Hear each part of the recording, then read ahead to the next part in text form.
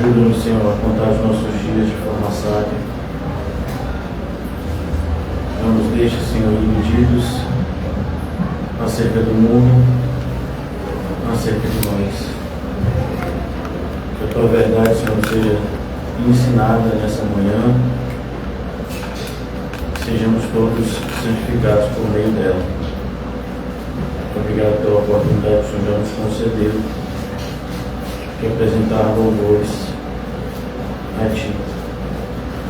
Que a Tua presença, Senhor, continue sendo real neste local. Em nome de Jesus, amém? E graças a Deus. Amém, irmãos? Hoje a gente vai continuar, já concluir o estudo sobre o sofrimento. Eu já disponibilizei o estudo para vocês, eu fiz alguns acréscimos, e aí eu vou, de novo, mais tarde, eu vou mandar novamente no grupo da igreja. Nós paramos no quinto tipo de sofrimento, o sofrimento moral. Não foi isso mesmo? Na quarta-feira. E a gente vai voltar a falar a partir dele. Mas antes eu queria só retomar o estudo de hoje falando um pouco da ideia de sofrimento na vida cristã, para que a gente possa se reconectar. Os irmãos também que não estiveram aqui conosco na quarta-feira, eu fiz até alguns acréscimos, porque a ideia, e eu coloquei essa atenção, chamei a atenção para isso, que quando a gente observa, a maneira como as pessoas vivem, normalmente quem faz isso aqui não tem o que fazer como eu, e quem tem mais o que fazer não fica observando a maneira dos outros viver, tem que fazer as coisas. Então, a ideia que a gente tem é sempre que as pessoas estão fazendo algo que para elas vale a pena. Essa expressão que a gente costuma usar, vale a pena.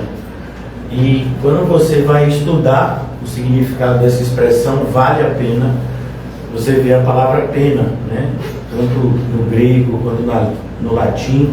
A palavra pena dá a ideia de punição, de sofrimento, de esforço. Então, a gente sempre traz no nosso interior que para que a gente viva de alguma forma que nos seja agradável ou feliz, independente do adjetivo que você use, deve existir esforço. Nada que seja bom virá de forma muito fácil para a gente. Então, o sofrimento na vida cristã, ele passa por essa ideia. Algo extremamente necessário. Em alguns momentos, uma correção de Deus. Em outros momentos, algo para simplesmente nos abençoar. Em outros, algo para nos proteger, como foi o caso do espinho na carne do apóstolo Paulo. Mas o sofrimento na vida do cristão nunca é punitivo. Ele sempre é pedagógico. Deus quer nos ensinar alguma coisa por meio dele. Então, hoje a gente vai retomar a partir do quinto tipo de sofrimento. Eu só vou falar dos 5 tipos que a gente já falou na quarta-feira. Então, o primeiro deles foi o sofrimento físico, é o mais conhecido de todos. Qualquer dor física, qualquer algo que afeta o nosso corpo. A gente falou do sofrimento emocional, que foi o segundo tipo.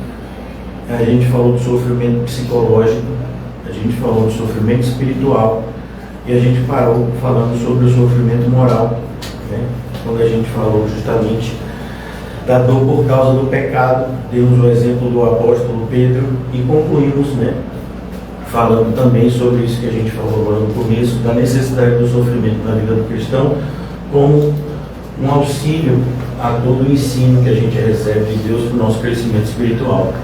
A partir de agora a gente vai falar dos 5 últimos tipos de sofrimento, e eu trouxe 7 aplicações práticas como um cristão deve superar esses sofrimentos da forma correta. Porque também, como a gente já aprendeu tantas vezes lendo a Bíblia, que não adianta só sofrer, porque sofrer por sofrer até o ímpio sofre. Não adianta também passar pelo sofrimento, porque também passar pelo sofrimento muitas pessoas podem passar. A ideia é a gente passar da forma correta. Então, o 6º ponto aqui fala do sofrimento existencial. E a gente tem um livro na Bíblia que exemplifica isso, que é um livro Eclesiastes. E que é um livro, né, onde nós como cristãos, principalmente hoje em dia, a gente devia dar muita atenção a esse livro de Eclesiastes, porque o livro de Eclesiastes, ele fala a respeito de um homem que conseguiu conquistar tudo e ainda assim sentiu que não tinha nada, né? E a gente tem vivido dias onde as pessoas estão em busca dessa vida plena, né? No sentido de que as pessoas estão em busca de acréscimos, de ter cada vez mais, né? Então, quando a gente fala, né, desse ponto de vista de Salomão aqui, né, especificamente de Salomão, no livro de Eclesiastes, o que a gente tem? Né? Uma pessoa que ganhou tudo, que tinha tudo, todo tipo de prazer que naquela época que você podia experimentar, ele experimentou. E o que foi que ele conseguiu? Ele conseguiu encontrar um vazio existencial muito grande. É sempre isso que o homem, né? Por isso que a gente tem assistido todos os dias, né, o crescimento da maldade, porque o homem ele traz consigo essa necessidade, mesmo o homem caído, essa necessidade de relação com o seu Criador. E como ele não tem isso, existe um vazio existencial muito grande no homem, onde ele não sente não se encaixar, né? Ele não se reconhece como alguém, né, que de fato deva viver a vida que ele vive, né? Então aqui, né, no livro de Salomão, versículo 1 do capítulo 1, Salomão já começa assim e o livro se desenrola todo nesse sentido. Palavra do pregador, filho de Davi, rei de Jerusalém. Então a gente já sabe quem é, né? Vaidade de vaidades.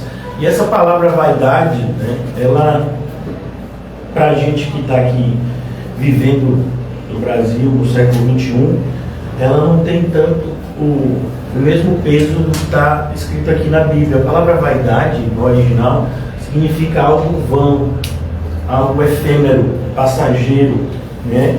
Algo como uma névoa.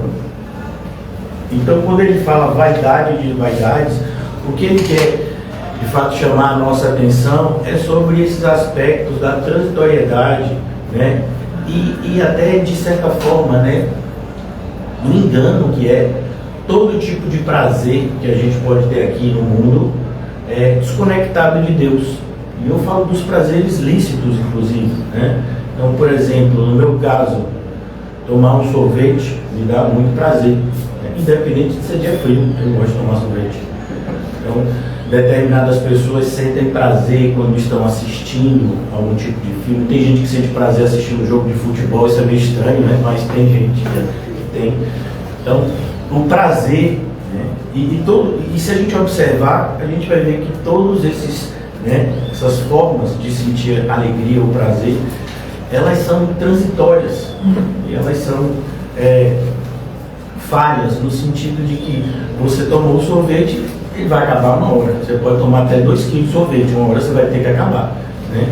E aquilo, grande parte das vezes, aquela suposta alegria, ela vem acompanhada de uma tristeza que às vezes é até maior do que a alegria que você sentiu. Então, quando ele fala desse vazio existencial, desse sofrimento, é nesse sentido, né, que a raça humana caminha. Por isso que a gente sente tanto essa inclinação à depressão, né? Porque há um vazio existencial, né? Salomão, inclusive, seria diagnosticado tranquilamente como uma pessoa depressiva, tendo esse livro como base. Então, a ideia, né?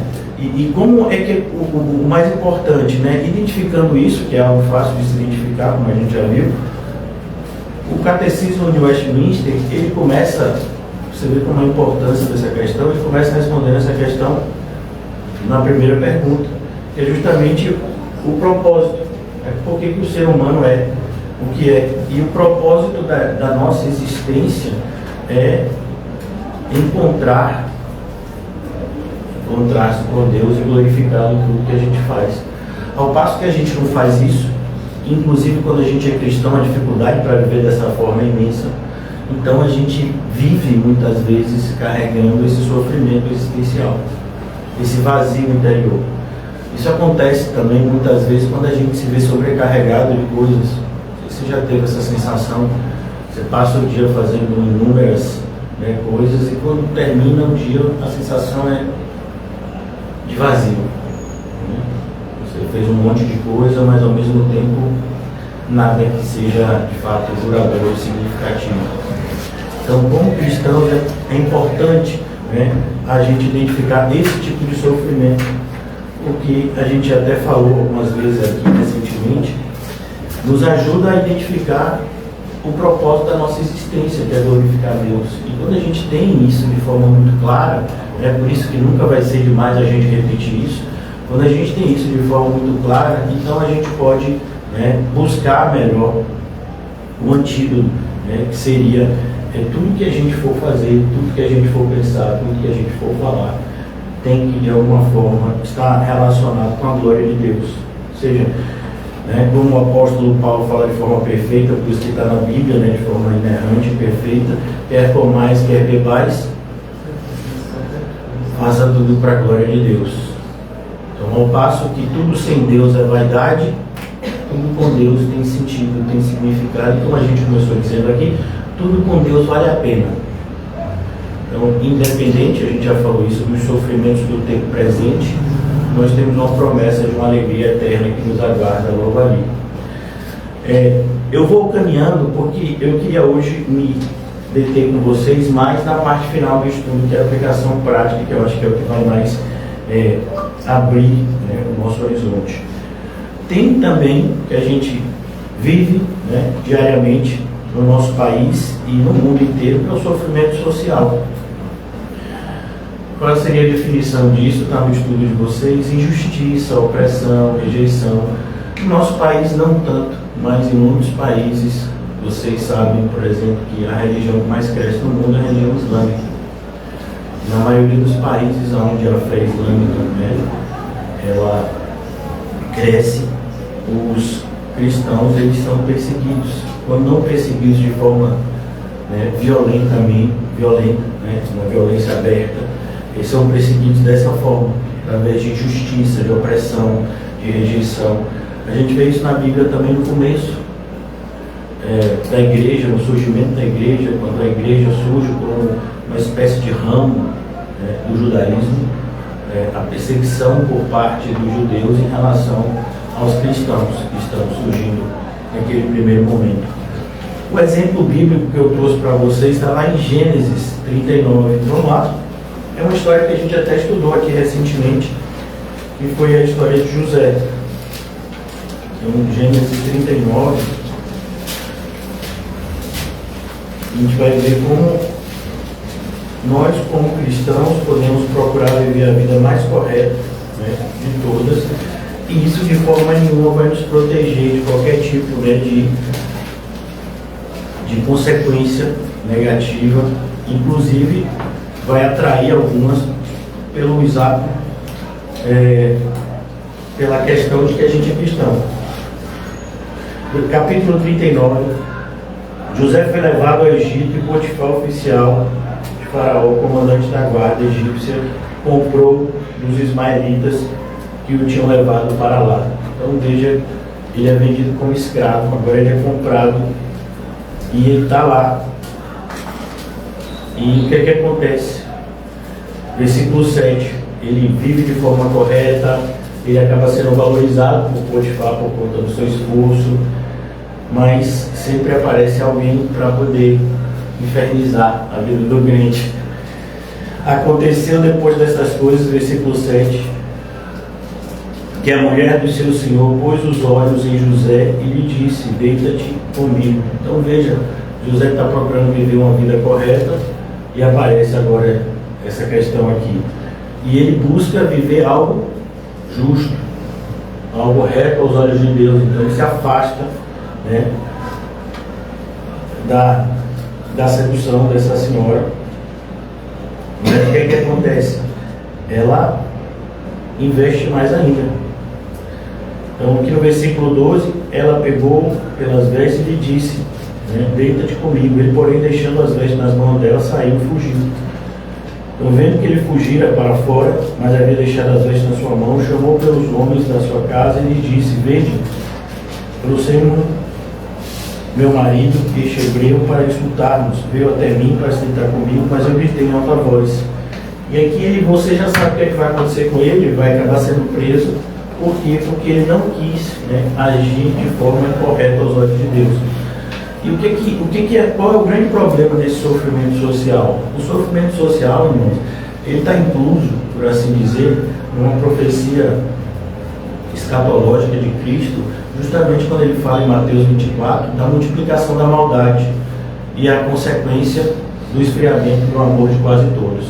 Então, a tendência que a gente tem muitas vezes quando a gente passa por sofrimento social é a gente endurecer. É a gente, muitas vezes, né, perder o amor. É o que aconteceu, por exemplo, com a igreja de Éfeso, que procurava pregar a verdade, procurava viver a verdade, foi extremamente perseguida, né, naquela época do final do primeiro século, né, justamente quando o livro de Apocalipse é escrito. E a consequência foi uma igreja que se endureceu, passou por tanto sofrimento, tanta desilusão, tanta injustiça, opressão, rejeição, se endureceu a ponto do Senhor ter que vir repreendê-la e dizer que se continuasse daquele jeito não tinha mais o porquê de uma igreja estar aberta, se ela estiver endurecida. Então esse sofrimento social ele tem que ser visto com muito cuidado por nossa parte, porque senão a gente pode ter essa consequência, né? Que num primeiro momento às vezes nem é perceptível, porque é algo meio que no automático. Então qual seria a aplicação aqui? O que a gente tem que reagir especificamente falando desse sétimo tipo de sofrimento? É a gente confiar na justiça soberana de Deus. Que a gente já falou de forma exaustiva aqui, mas nunca é demais. É preciso que a gente confie que Deus está no controle. Falar que Deus está no controle, todo mundo fala. É difícil encontrar um crente arminiano ou calvinista, né, independente da inclinação dele, que diga que Deus não está no controle de tudo. Mas há uma diferença muito grande entre você falar que Deus está no controle de tudo e você viver acreditando nessa premissa, né? Então, uma pessoa que acredita que Deus está no controle de tudo dificilmente vai se desesperar com alguma coisa, porque Deus está no controle de tudo, né? Então a gente confia na justiça soberana de Deus e o ponto, né, tão importante quanto, que é praticar o perdão. Para que um perverso não crie outro perverso, tem que ter o quê? O perdão, né? Porque todos os dias nós somos, né, violentados psicologicamente como cristãos num mundo que rejeita a nossa fé. E o importante é que a gente não se deixe corromper por esse tipo de maldade, e não no sentido, né, até do mundanismo, mas no sentido da gente não se endurecer, da gente não perder o amor, da gente não perder a fé. Então muitas vezes somos tentados a questionar, mas porque eu vou evangelizar amanhã, por exemplo, né, primeira segunda-feira a gente vai evangelizar em Cosme Faria, se Deus permitir. Primeira quarta-feira a gente vai tentar evangelizar aqui, se Deus também permitir. Mas por que fazer essas coisas? Se o mundo é cada vez pior, se as pessoas são cada vez mais hostis, e aqueles até que professam a fé evangélica são cada vez mais superficiais, né, e hipócritas. Porque a gente não pode perder a fé, a gente não pode perder principalmente o amor. É o amor que nos move, né, a fazer de tudo para com todos, para, se possível, salvar alguns. Isso é o amor que nos move a isso, e não o senso de obrigação. O senso de obrigação, é claro que a gente tem esse senso em relação a nossa reverência a Deus, o nosso sentimento, né, de subserviência ao nosso Salvador, mas, em primeiro lugar, sempre o amor que Deus requer dos seus, principalmente dos seus servos, que são seus filhos também, é que o amem. Todas as demais coisas devem ser consequências desse relacionamento de amor com um Deus tão maravilhoso quanto o nosso. Então, esse sofrimento social ele traz esse perigo embutido, que é É o risco da gente se endurecer em face de um mundo cada vez mais injusto, né? Cada vez mais perverso. Há também outro perigo, né? Que é a ideia muitas vezes de que como igreja nós temos uma obrigação de trazer algum tipo de justiça social ao mundo injusto. Não. A Bíblia vai dizer que sempre existiu rico, sempre existiu pobre.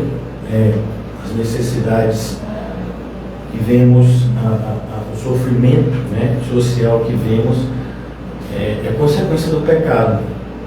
E o pecado só pode ser tratado de uma única forma, que é por meio de arrependimento. O arrependimento que só vem por meio da fé, e a fé que só vem por meio do ouvir e ouvir a palavra de Deus. Então, quando a gente está diante muitas vezes de um cenário de sofrimento social, meio que a gente quer deixar de lado a nossa obrigação única, eu nem vou dizer principal, mas a nossa obrigação única, que é pregar a palavra de Deus, para tentar de alguma forma se transformar numa instituição filantrópica. Então, a gente tem que fazer mais, dar mais sopão, dar mais isso, dar mais aquilo, procurar pessoas que estão passando por algum tipo de momento de vulnerabilidade para a gente tentar melhorar isso. Não é o nosso papel, né? A gente vai orar por todas essas coisas. Se a gente tem a oportunidade, né, direcionamento de Deus, a gente vai procurar ajudar também do ponto de vista físico, mas não é a nossa missão. A nossa missão é pregar o Evangelho, é fazer o que ninguém pode fazer. Essas outras coisas podem ser feitas por pessoas, inclusive incrédulas. Pregar o Evangelho não. Então há essa tentação também da gente procurar viver uma suposta bondade que não é bondade aos olhos de Deus, porque de nada adianta, né, você melhorar a vida física de uma pessoa se essa pessoa continua indo espiritualmente para o inferno. Então é preciso que a gente tenha sempre esse senso de eternidade, não somente da nossa vida, mas da vida daqueles que nos cercam. Então, independente do credo dessas pessoas, a gente age de acordo com o nosso credo. Então você pode se relacionar com pessoas que não acreditam, né, em salvação, condenação, mas é real para nós. Então a gente tem que viver de acordo. O oitavo tipo de sofrimento, né, são os desastres naturais. A gente inclusive já viu alguns. Na Bíblia a gente tem o exemplo do dilúvio, em Gênesis capítulo 7. Não sei se vocês lembram, alguns anos atrás teve um tsunami enorme na Indonésia, né, que matou muitas pessoas. A gente continua tendo lugares onde tem abalos sísmicos, né? Teve um terremoto que trouxe muita destruição aqui no Haiti, se eu não me engano, na central. Então, esses desastres naturais, eles acontecem. E quando eles acontecem, eles não escolhem, né? Aqueles desastres naturais estão ali sofrendo, né, com aqueles desastres naturais, tanto crentes quanto incrédulos. Claro que a parcela de crente é sempre menor, porque os crentes são poucos comparado com a totalidade dos seres humanos, mas esse sofrimento existe. E outro ponto que a gente também tem que entender, né, que Deus não deixa de ser Deus por conta disso. Então, quando você pega, por exemplo, o dilúvio, e você pega Gênesis capítulo 5, o que é que em Gênesis capítulo 5 a gente vê? A linhagem do Salvador, né? A linhagem do Senhor. E aí você vai ver os descendentes de Sete, a gente vai encontrar inclusive Enoque. E você vai ver que aquela linhagem ali era uma linhagem, de certa forma, que preservava o temor a Deus. Mas mesmo dentro daquela linhagem, Deus só salvou Noé, sua esposa, seus filhos e suas esposas, 8 pessoas. Uma série de pessoas que faziam parte, né, dessa linhagem foram mortas com o dilúvio, né? O próprio pai de Noé, descendentes, né, diretos, irmãos, parentes. Então só ele foi salvo. Então é importante que a gente entenda que o crente pode sim sofrer com desastres naturais. A gente teve aqui também, é um desastre natural, mas de certa forma tem a mão humana, né? Que foi o caso que aconteceu em Minas Gerais, acho que Mariana. Brumadinho, né? E que é a questão daquela represa que rompe e toda uma cidade praticamente, né? Fica agora submersa, né? Naquele tipo de lama que é também envenenada de alguma forma por conta dos elementos que estão ali. Então faz parte. Teve crente ali que morreu? Pode ter. Né? Então esse sofrimento faz parte. E como é que a gente se relaciona com isso? Capítulo 3 de 2 Pedro é a gente entender que o nosso foco está na restauração final. Então, como a gente aqui, quando eu falo a gente, né, eu creio que todos nós aqui já vimos o filme, já lemos o livro, né, O Peregrino de Jambanha, e que o primeiro companheiro dele de jornada, por assim dizer, que foi Fiel foi levado antes dele. E qual era o entendimento? Que Fiel estava indo para o céu. Fiel. Aqui no capítulo 3 de 2 Pedro, mais especificamente no versículo 13, o apóstolo nos alerta para essa realidade. Nós, porém, segundo a sua promessa, esperamos novos céus e nova terra, nos quais habita a justiça. Então, independente dos desastres naturais que a gente pode presenciar ainda, a gente precisa entender que Deus está no controle de tudo, né? Então a gente não vai ficar com raiva, a gente não vai ficar se sentindo de alguma forma esquecido por Deus, porque isso faz parte de um plano maior que a gente não conhece. É como a gente até iniciou o estudo na quarta-feira, falando do sofrimento físico, e a gente falou de Jó. E a gente leu o capítulo 42, a parte inicial do capítulo 42 de Jó, quando Jó vai dizer: eu tentei entender o que o Senhor está me falando, ou está querendo me ensinar por meio do sofrimento, mas assim, é grande demais para mim. Eu posso entender algumas coisas, mas não dá para eu entender o que Deus está querendo do ponto de vista mais amplo. Eu consigo entender muitas vezes do ponto de vista mais específico, mas do ponto de vista mais amplo, quem sou eu para questionar a maneira de Deus levar, a maneira de Deus conduzir o seu plano redentivo? Porque é sobre isso que a Bíblia fala, né? Um plano de redenção, inclusive mostrando no início a necessidade da redenção. Por quê? Porque teve a queda. A gente vê logo no início, né, da Bíblia. Então, quando a gente fala disso, sofrimento natural, todos isso aqui já vimos também. E esses dois últimos sofrimentos, esses aqui são, sim, sabe? Algo que você tem que buscar. Pastor, buscar o sofrimento, busque, meu filho. Esse daqui vale a pena, né? Como a gente já falou dessa expressão, vale a pena. O nono sofrimento é o sofrimento voluntário. A gente vê isso em 2 Coríntios 11. Então, sofrer por amor a Cristo é um negócio muito legal. Aconselho que você busque. Quando você encontrar Ele, não deixe Ele embora de você, fique com Ele, porque é algo que vai te trazer muita alegria. Esse tipo, especificamente esse tipo de sofrimento, ele vem acompanhado, né, com uma alegria da salvação indescritível. Aqui em 2 Coríntios capítulo 11, o apóstolo Paulo vai falar desse tipo de sofrimento. Versículo 23, são ministros de Cristo? Falam como que fora de mim. Eu ainda mais, em trabalhos, muito mais em prisões, em açoites sem medida, em perigos de morte, muitas vezes. 5 vezes recebi dos judeus uma quarentena de açoite menos um. Fui 3 vezes fustigado com varas, 1 vez apedrejado, em naufrágio 3 vezes, 1 noite e 1 dia passei na voragem do mar. Então isso é o que? Sofrimento. Que tipo de sofrimento?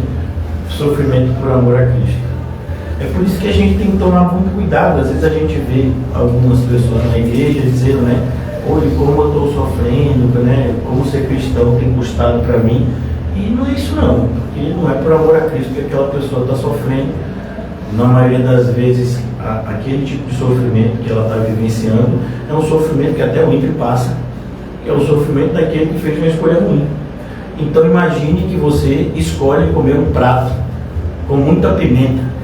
Você escolheu, não foi que botaram sem que você soubesse. A pessoa lhe perguntou, você quer o que? A pimenta quer, daquele jeito, muita, demais, o máximo que você puder. A pessoa come aquilo, passou uma semana, né, passando mal. Aí diz, que loucura. Loucura não, você que quis, né? Você que quis. Então você não pode dizer que esse sofrimento, né, foi por amor a Cristo. Não, você procurou, você quis. É a consequência de uma escolha ruim. Então esse tipo de sofrimento, o ímpio tem, consequência de escolha ruim. Então você torce para um time de futebol, ele é ruim. Qual é a consequência? Você vai sofrer, meu filho. O pessoal vai ficar pegando no seu pé, você vai sofrer. Quem escolheu torcer para aquele time? Você. É isso aí. Então o ímpio sofre também desse jeito. Então, aqui não, aqui o apóstolo Paulo está falando de um sofrimento específico, o sofrimento por amor a Cristo. Então quando a sua vida começa a estar alinhada ao propósito de Deus para você, e você começa a viver de tal forma que a sua vida é um evangelismo. Já diziam que a parte principal do evangelismo é o nosso testemunho. É complicado quando você parte para evangelizar e você não tem uma vida condizente com aquilo que você está propondo. E aqui, quando você vive dessa forma, os sofrimentos virão, e virão justamente para mostrar que para nós Cristo é mais do que qualquer coisa aqui na terra. Cristo vale a pena qualquer tipo de sofrimento. E aí Paulo mostra isso com o seu corpo.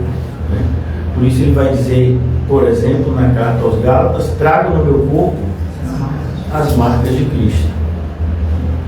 Aceitar a cruz como parte da vida cristã. Parte da vida cristã. Mas parte é uma forma de mostrar, não para os outros, mas para nós mesmos em primeiro lugar, que nós somos discípulos de Cristo. Então, são as características dos discípulos, são 3. Renuncie a tudo, tome a sua cruz e siga Jesus. Então são as 3 ordenanças do Senhor para aqueles que se propõem seguir o Mestre. Então, como cristão, você tem que ter esse sofrimento voluntário. A palavra voluntário é o quê?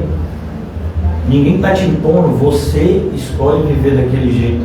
Você teria a oportunidade, se quisesse, de não passar por aquilo. Como, por exemplo, o que Paulo passou em Filipos. A gente conhece, está lá escrito, em Atos 16, se eu não me engano, quando o apóstolo Paulo ele é preso junto com Silas, e a qualquer momento ele podia levantar o braço e falar que ele era cidadão romano e que ele ia parar. Por quê? Porque havia uma prerrogativa especial para aquele que tinha cidadania romana naquela época, de que ele não poderia ser julgado de qualquer forma, ele não poderia sofrer violência física antes de um julgamento, nos moldes exigidos para o cidadão romano, e ele sempre tinha a prerrogativa de querer ser julgado pelo próprio imperador. Então o apóstolo Paulo não exerce esse direito dele, e ele sofre aqueles açoites, ele sofre aquela prisão injusta voluntariamente. Voluntariamente, a gente vai perceber depois no fim que ele queria mostrar que era voluntário. Todo aquele sofrimento por amor a Cristo, quando os magistrados mandam soltar ele diz: não, a gente é cidadão romano. Ele vai falar naquele momento que já não tinha mais sofrimento, que já ia ser solto. Ele diz: não, mande falar para eles lá que eles fizeram coisas, pessoas que eles não sabiam que eram cidadão romano, não se preocuparam em fazer a investigação correta. E aquilo causou um temor muito grande, porque o que eles fizeram, se Paulo exigisse o seu direito, iria gerar uma punição correspondente neles. Eles iriam sofrer, no mínimo, a mesma coisa que o apóstolo Paulo sofreu. Mas o apóstolo Paulo não faz isso, porque voluntariamente ele escolheu sofrer por amor a Cristo. E como resultado, a gente tem o quê? A salvação do carcereiro e de grande parte da sua família. Então, mostrando aqui o que ele havia dito em 1 de Coríntios: eu faço de tudo para com todos, para, se possível, salvar alguns. Então é justamente nesse sofrimento voluntário que a gente vê isso. Você escolhe abrir mão de determinados direitos, você escolhe abrir mão de uma gama, né, de comodidades que você podia ter, sofrimentos que você podia evitar, mas você escolhe, por amor a Cristo, o caminho que leva ao céu, que é o caminho apertado. A gente não só entrou pela porta estreita, mas a gente anda por um caminho apertado. Por último, o último tipo de sofrimento, para a gente entrar nessa parte, na segunda parte, por assim dizer, do estudo, que é o sofrimento redentor, o sofrimento que gera frutos eternos. Então, quando a gente olha para o sofrimento de Cristo, meio que a gente enxerga, né, o que a gente merece, e então a gente está agora preparado para passar pelo que a gente precisa passar. Então o sofrimento redentor é um modelo para todos nós, principalmente porque aquele que não conheceu o pecado, Deus o fez pecado para que nele fôssemos feitos justiça de Deus. Então, o sofrimento que gera frutos eternos. Isaías 53, 5, a gente já falou aqui sobre isso recentemente. Pelas suas pisaduras fomos sarados. É importante que a gente creia que Deus transforma o sofrimento para a glória eterna. Então, a gente tem acesso a isso por meio de Cristo.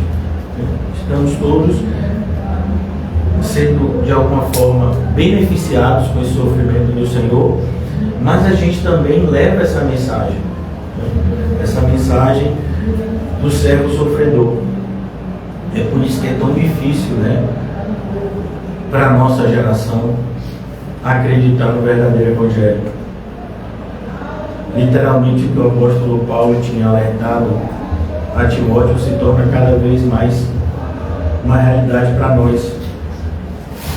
As pessoas não suportam essa doutrina, não suportam a ideia de um Salvador que é redentor. Por quê? Porque quando a gente olha para o sofrimento de Cristo, para o que Ele teve que passar para que eu e você fôssemos salvos, a gente consegue identificar o quanto nós somos maus. E ninguém gosta de se sentir assim, por pior que você seja, independente do que você tenha feito. Ninguém gosta de se sentir uma pessoa ruim, mas uma pessoa ruim é o que somos por definição. Então, quando a gente fala às vezes, nós somos pecadores miseráveis, fica até bonito, né? Parece que a gente é humilde, parece que a gente é super cristão, que você é só um pecador miserável, que foi alcançado pela graça de Deus. Aí você diz, então você não presta, né? Me respeite. Mas você acabou de me dizer que você é um pecador miserável. Sim, eu sou mesmo, mas me respeite. É você para dizer que sou uma pessoa ruim, né? Então a gente gosta de determinadas terminologias. É como, por exemplo, se tivesse aqui, né, ele ia ouvir isso. Você é o quê? Eu sou ministro de louvor. E a nossa ideia de ministro é uma ideia pomposa, né? Você é o ministro. Então é algum cargo assim, valorizado. E aí você vai pegar o significado disso na Bíblia, é o quê? É escravo. E era um tipo de escravo até muito pior do que o escravo normal. Aí você fala, então você só quer ser esse ministro? Não. Prefiro ser ministro, né? Prefiro ser cargo. Então quando a gente fala desse sofrimento redentor, a gente é colocado no nosso devido lugar. Mais uma vez, a necessidade de cultivarmos em nós o mesmo sentimento de humildade que habitou em Cristo Jesus, que sendo Deus, não tomou como usurpação ser Deus, e em tudo se humilhou. Então, quando a gente se humilha, irmãos, dificilmente a gente vai ser humilhado por alguém. Dificilmente a gente vai se sentir diminuído por alguém. Dificilmente a gente vai se sentir mal por alguma coisa que alguém diz ao nosso respeito. Por quê?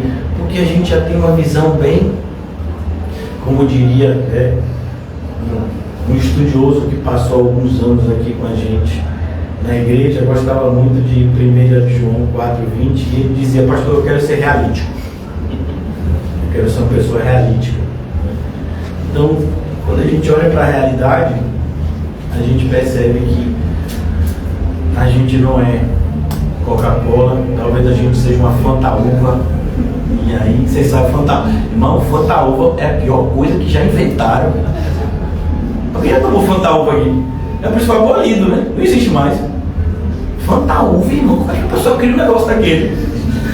Até hoje eu me questiono, né? Não, Fanta laranja tem gosto de laranja, irmão. Não faça isso não. Fanta, né? Fanta, suquita. Isso não deve da suquita. Então, Fanta uva não é que deu, não. Invenção maligna. Então, a gente é algo muito ruim. Muito ruim. E a gente só percebe isso quando a gente olha para Cristo. Então, aqui agora a gente vai chegar na parte que eu queria com vocês hoje, que é a nossa conclusão disso tudo, porque a gente diagnosticar o sofrimento, até falar de forma como a gente passa por ele, mas é preciso que a gente entenda que o sofrimento como um instrumento na mão soberana de Deus, é um instrumento. Então, por meio do sofrimento, nós somos abençoados. É um instrumento de Deus, é como, por exemplo, o remédio para a pessoa que necessita, às vezes, de uma medicação diária. Então, aquele remédio, ele prolonga, né, a vida, traz benefícios para pessoas, às vezes, que viveriam uma vida extremamente, né, reclusa, às vezes, com determinados medicamentos, consegue ser inserida de novo, convívio. Então, na vida do cristão, falando agora de onde começamos hoje, que foi no sofrimento existencial, nenhum sofrimento é em vão, ou seja, nenhum sofrimento é névoa, é vaidade. Todo sofrimento traz consigo algum tipo de benefício, se você é crente. Até, como a gente sempre fala aqui no dia da ceia, 1 Coríntios 11, nós somos julgados pelo Senhor, não deveríamos, se a gente se analisasse, se a gente, né, exercitasse mais vigilantemente o autoexame, a gente poderia se corrigir antes de precisarmos ser corrigidos pelo Senhor. Mas até nisso ele fala: nós somos corrigidos pelo Senhor para não sermos condenados com o mundo. Até esse tipo de sofrimento que a gente deve evitar traz benefício para o cristão, porque nos alerta em relação à vida que a gente está vivendo e não poderia como cristão. Deus corrige os seus filhos. Então a gente olha para Cristo e a gente vê, como a gente até já falou sobre isso na quarta-feira, que o nosso sofrimento é leve e momentâneo, comparado com a glória eterna que nos está reservada, 2 Coríntios 4,17. Então essa parte, o que eu queria falar com você hoje, a gente começa aqui agora, que são as 7 mudanças práticas para a gente superar o sofrimento do ponto de vista cristão. Começo já falando algo que eu já mencionei, mas agora vou falar mais diretamente. O Salmo 90:12 ensina-nos a contar os nossos dias para que alcancemos um coração sábio. Então é importante que o cristão, né, entenda o seu propósito aqui na terra e se entregue a esse tipo de propósito, né? Ensina-nos, Senhor, a contar os nossos dias. O que o salmista está tentando nos dizer aqui?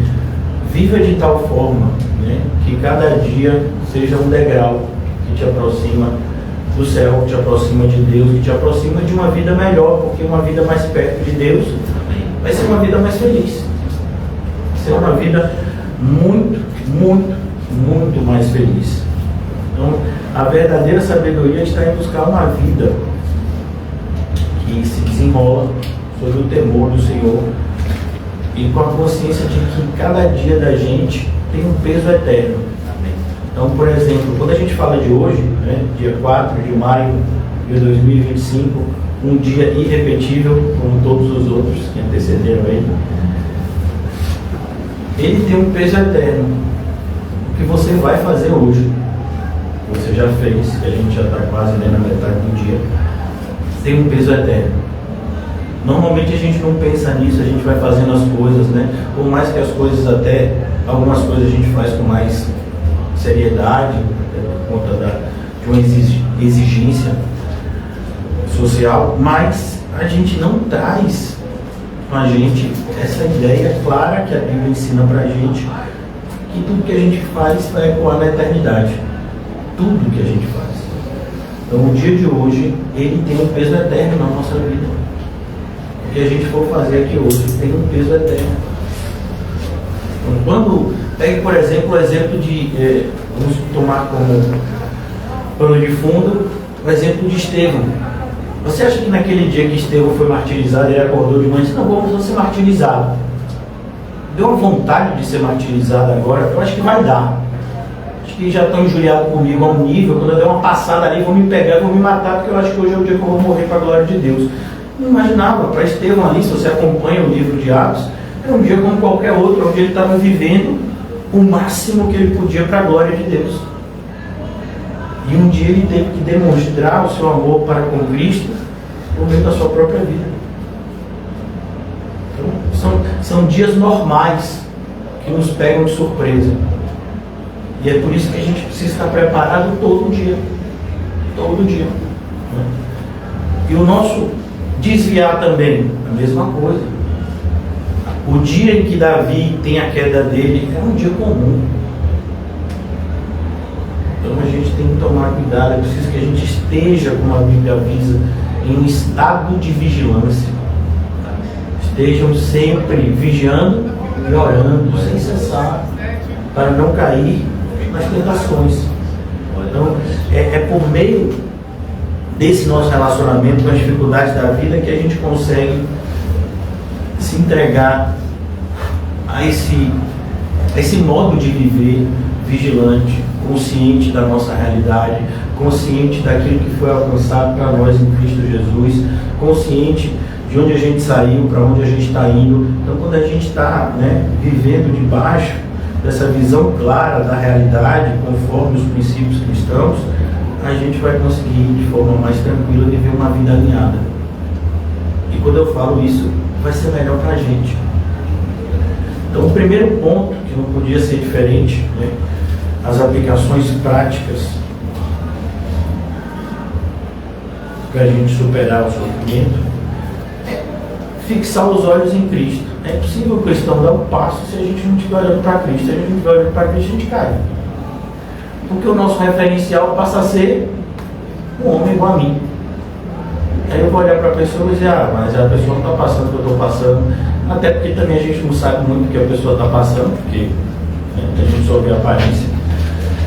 Em Hebreus 12:2 vai dizer, fitando os olhos em Jesus, autor, consumador. E o contexto de Hebreus 12, que todos vocês sabem, é o que? É a corrida cristã, é a corrida da fé. Então todos os dias são o quê? São passos que a gente dá nessa corrida. A gente saiu de um determinado ponto existencial e a gente está indo para outro. A gente está procurando chegar nesse lugar. Todos os dias são passos que a gente dá nessa direção. E a gente tem que estar olhando para quem? Para Cristo. Ele é o nosso referencial maior em tudo. Então, você tem que amar como quem? Como Jesus. Você tem que perdoar como quem? Como Jesus. Você tem que se entregar à vontade do Pai como quem? Ele é o referencial. Então, por mais que a gente fale de bons exemplos que a gente teve na história da igreja, mas o referencial é Cristo. E é por isso que é importante, na fé cristã, esse princípio cristão que é aquele que é 100% Deus também é 100% homem. Então, o fato dele ter sido 100% homem faz com que eu e você possamos fazer, se estivermos vivendo uma vida espiritual, as mesmas coisas que ele fez. E nas palavras do próprio Jesus, aqueles que creem em mim farão obras ainda maiores do que as que eu fiz, porque eu vou para o Pai. Então, quando a gente olha, por exemplo, para a Confissão de Fé de Westminster, ela vai ensinar isso: somente em Cristo há plena suficiência para uma vida de piedade, para uma vida correta. Um autor cristão que eu gosto muito, R.C. Sproul, ele vai dizer: Jesus é a âncora da alma, porque ele é imutável. Então, ele é imutável. Quando você olha para Jesus, ele é o mesmo. Se a gente pegasse pessoas cristãs, o próprio apóstolo Paulo tinha dias e dias. Jesus não, todo dia Jesus era o mesmo. Então, Ele é o nosso referencial. Ele é a pessoa que nós devemos olhar. Então, como é que eu devo cultuar a Deus? Jesus é o referencial. Com 12 anos ele já estava tratando a igreja como casa. Os pais questionam: meu filho, cadê você? Estou na casa do meu pai. 12 anos, conversando com os doutores da lei. Então, um referencial de como a gente deve se portar no culto. Jesus: não façam de meu pai, na casa de meu pai, um covil de ladrões e salteadores. Ela é casa de oração. Então, ele é o referencial de tudo. Principalmente, é o que a gente está falando aqui, o sofrimento. Então, eu acho interessante, tem uma artezinha que de vez em quando aparecia muito no Facebook, que é aquele ator que fez A Paixão de Cristo, né, aquele Jim Caviezel. Ele está com aquela, está para fazer a cena, né, e ele está com aqueles flagelos todos, e Mel Gibson está do lado dele, que é o diretor do filme. Aí embaixo tinha a frase assim: aqui sou eu quando estou querendo falar a Jesus do meu sofrimento. Então, Mel Gibson está lá com a roupa normal, conversando com ele, e o ator está todo ensanguentado, com a coroa, né, de espinhos. Então, quando a gente olha para Cristo, a gente entende que todas as nossas queixas, elas não têm, né? Eu ia dizer que elas são fúteis, mas não vou dizer isso não, para não agredir vocês. Mas assim, todas as nossas queixas, elas, na maioria das vezes, não tem razão de ser, né? Vou dizer todas não, mas na maioria, 99,99% das vezes, não tem razão de ser. Todas elas.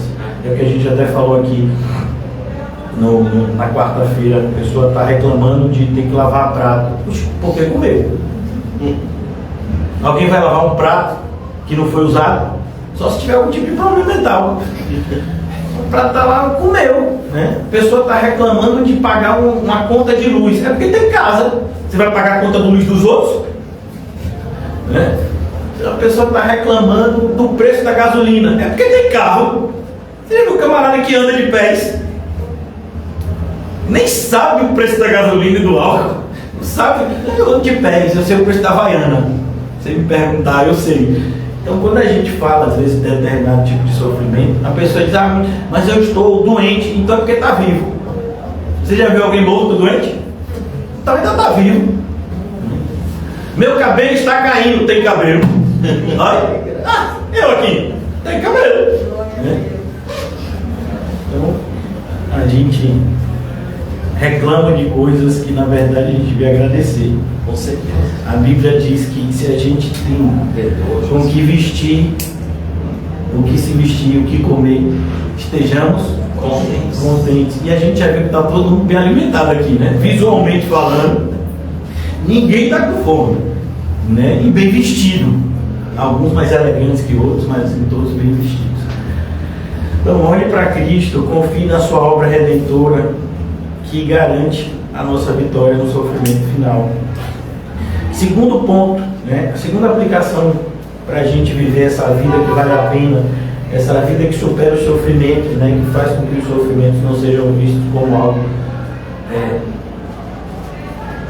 ruim, mas como parte natural da nossa vida e que não vai roubar a nossa alegria. Confiar na soberania de Deus nunca é demais. Já falamos sobre isso e assim, nunca vai ser demais, irmãos. Confie na soberania de Deus. Imagine que você está aqui no culto e, pelo que eu estou vendo aqui, não está chovendo. Aí, no momento que a gente diz, né, que o amor de Deus o Pai, que as duas consolações do Espírito Santo, cai um toró. Rapaz, deixa eu fora. Ia ter chovido nas 2h30 que o pastor estava falando, tanta coisa lá dentro. Então a gente sempre traz essa ideia de que é a soberania de Deus, mas para trazer isso para a nossa vida prática. Você chega na padaria e o último pão levaram. Tem pão não, tem creme crack ali, quer? Você não sabe que o livramento de Deus, creme crack, coisa boa, não morda igual pão não. O pão tem aquele negócio ali, incha. Né? Então, confie na soberania de Deus, identifique que tudo que está acontecendo na sua vida, Deus está no controle. Há uma vontade soberana que na grande maioria das vezes a gente desconhece. Então a gente consegue como a gente já falou aqui no caso de Jó, a gente consegue entender alguns aspectos do que Deus quer para nós como cristãos e do que Deus quer para mim como filho dele, de forma individual. Mas a gente não consegue, a gente nunca vai conseguir entender tudo. É por isso que a gente tem que se entregar, confiar na soberania de Deus. Esse é um dos versículos. Quando você pega e faz um estudo assim, diz assim, qual o versículo mais lido da Bíblia, ou qual o versículo mais conhecido da Bíblia? São 3. Um é do Antigo Testamento, que é o Salmo 23, versículo 1, e 2 do Novo, João 3,16 e Romanos 8,28. Romanos 8,28 diz, sabemos que todas as coisas cooperam para o bem daqueles que amam a Deus. Então, se você sabe que todas as coisas cooperam para o bem, você não está entendendo que faz parte do seu bem, é para o seu bem que você está passando por isso. Pai, é para o seu bem. É como uma pessoa que olha para uma salada e fica com raiva. É para o seu bem. Você está comendo salada. Você já viu quando uma pessoa se queixa? Rapaz, comida de hospital é horrível. Por que você está comendo aquela comida de hospital? Você viu gente comer comida de hospital no hotel? Comida de hospital no restaurante? Comida de hospital você come onde? E por que você está no hospital? Porque sua saúde deve estar, maravilhinda. Então veja que aquilo é para o seu bem, né? É para o seu bem, é pensado. Será que pode comer sólido? Será que não pode? A refeição tem que ser pastor. É pensado no seu bem, na sua melhora. E aí você fica com raiva. E você viu? Trouxe para mim. O que vai comer esse negócio? Já mandei trazer a McDonald's para mim escondida. Eu já mandei botar na bolsa, porque eu vou começar a comer mais nem um dia. Sai daqui. Então a pessoa não entende que aquilo é para o bem. Aquilo é para o bem. A soberania de Deus é um consolo maior para o cristão sofredor. Então o cristão que de fato é cristão, ele só vai conseguir passar pelas adversidades da vida de forma correta se tiver visualizando essa soberania de Deus. A gente vê isso desde o livro de Jó. Jó, quando está no ápice do seu sofrimento, ele, o que acalentou Jó no ápice do seu sofrimento? Eu sei que o meu Redentor vive. O que fez com que José passasse por todas as injustiças que ele viveu? Eu sei que tem um propósito de Deus nisso. Ele vai dizer mais adiante com os irmãos dele: vocês intentaram mal contra mim, mas Deus transformou maldição em bênção. Que é isso? Todas as coisas cooperam para o bem. A mulher de Potifar queria abençoar José? Não, ela queria o mal de José. Mas tudo que ela conseguiu foi colocar ele mais perto do propósito dele. Ele precisava estar na prisão, ele precisava conhecer o copeiro, ele precisava passar por aquelas etapas. Deus havia pensado a vida dele. Assim também a gente em relação à soberania de Deus. É preciso que a gente pense. Deus pensou cada dia da nossa existência. A Bíblia fala que os nossos dias estão contados. Deus sabe do nosso último dia antes do primeiro. Não é que Ele sabe o último dia da gente e o primeiro. Não, Ele sabe cada dia. A Bíblia, quando fala de soberania, diz assim: até os cabelos da nossa cabeça estão todos contados. A ideia dessa soberania exaustiva. Quem que conta cabelo, irmão? Quem que conta fio de cabelo? Então, Deus conta fio de cabelo. Sendo uma única molécula fora do controle de Deus, então não podemos confiar que Ele cumpra suas promessas. É o que diria esse Sproul em relação à soberania de Deus. Uma única molécula está no controle de Deus. E quando você parte para as coisas menores, Deus está no controle delas também. Um vírus, Deus está no controle. Tudo, Deus está no controle. Nada foge do controle de Deus, nada. Por isso que a gente precisa entender o sofrimento, mais uma vez reforçando isso, como algo natural, como alguma coisa que faz parte da realidade de todo cristão, principalmente à medida que a gente se aproxima mais de Deus. Muito parecido com a ideia do alpinista. Do Todo alpinista, de alguma forma, ele quer subir o monte mais alto do mundo, que é o Everest. E em determinado momento, eles começam a ter falta de ar, né, por conta do ar ser rarefeito lá mais em cima. Em alguns momentos eles têm que usar até respirar oxigênio, né, botar aquelas máscaras que se parecem que estão mergulhando. Então, quanto mais a gente chega perto de Deus, há um sentimento de desconforto, acompanhado do senso de maravilha de estar perto de Deus, sim, mas há um sentimento de desconforto da nossa parte, porque somos pecadores. Por isso que é imperativo que a gente aprenda a estar confortável no desconforto. O cristão tem que ter isso em mente. Você está confortável em situações que todas as demais pessoas estariam desconfortáveis. Por quê? Porque você é uma nova criatura. Como nova criatura, você tem novas características, você tem novos dons que te permitem viver dessa forma, confortável, mesmo naquilo que traria desconforto para a maioria. Terceiro ponto de uma vida que vale a pena, de uma vida onde o sofrimento não nos atinge, fortalecer-se em oração. Nunca é demais relembrar. Pastor, quando a gente lê, quando a gente presta atenção nos cultos, quando a gente presta atenção nos cultos, é algo muito raro, a gente percebe que há uma repetição de temas. É claro que há. Paulo vai dizer, deveria ser segurança para vocês o fato de eu falar sempre as mesmas coisas. Então, de Gênesis a Apocalipse, os temas são esses aqui. A gente não vai para longe. Fortaleça-se na oração. Você precisa, a gente tem falado de forma exaustiva. Quem aqui melhorou a sua vida de oração no último mês? Tá vendo? Pelo menos ninguém é mentiroso, né? Mas e aí? Pronto, a gente identificou, a gente teve sinceridade para dizer que a gente não melhorou, supondo que a gente não piorou, né? E aí? Vai ficar nisso? Percebe que grande parte das nossas dúvidas só são dúvidas porque a gente não está tendo vida de oração. Você precisa de sabedoria quando você está com dúvidas, não é? Quem é que vai te dar?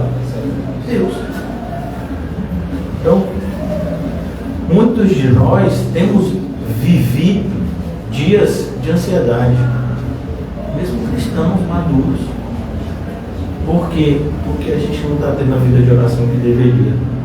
Em Filipenses, o apóstolo Paulo diz, não andeis ansiosos, antes sejam os vossos pedidos conhecidos diante de Deus, pela oração e súplica, com ações de graça. Filipenses 4, 6 e 7, no devido recorte, né? Então, não ande ansioso. E como isso? Oração. Quem de vocês acordou, ora, antes de levantar da cama? Mas não é aquela oração, abençoa meu dia, não, né? Abençoa meu dia, amém. É claro que eu oro, pastor, você não sabia. De oração, eu oro o tempo todo. Eu oro de manhã, abençoa meu dia, amém. Eu oro meio-dia, obrigado, Senhor, pelo meu dia, amém. E oro de noite, obrigado, Senhor, pelo dia inteiro, amém. Me dá uma noite de sono, amém. Ó, como eu sou espiritual, oro o dia todo. Não é esse tipo de oração.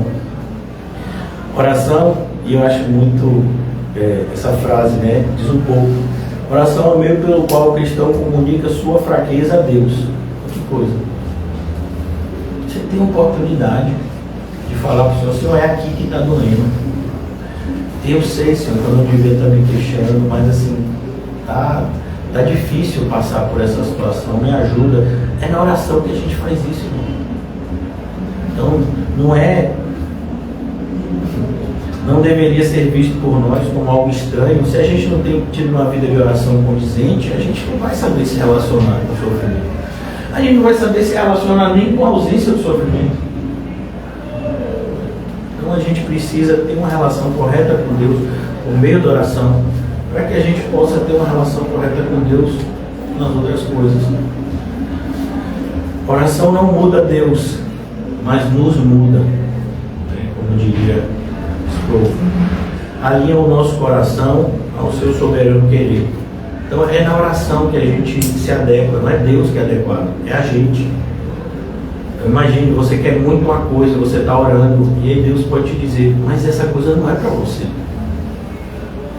Isso não é para você. É na oração que você vai ver isso. É na oração que você vai entender que determinadas coisas que talvez a gente ache, né, que não tem nada demais, para Deus tem. Orar e encontrar descanso na vontade do Senhor. Por isso que é a única forma da gente passar corretamente pelos sofrimentos, em oração, né? Quarto ponto, mais do mesmo.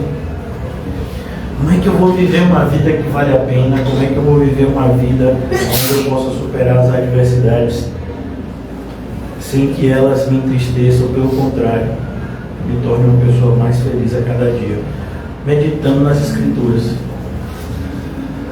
Tua palavra é lâmpada para os meus pés.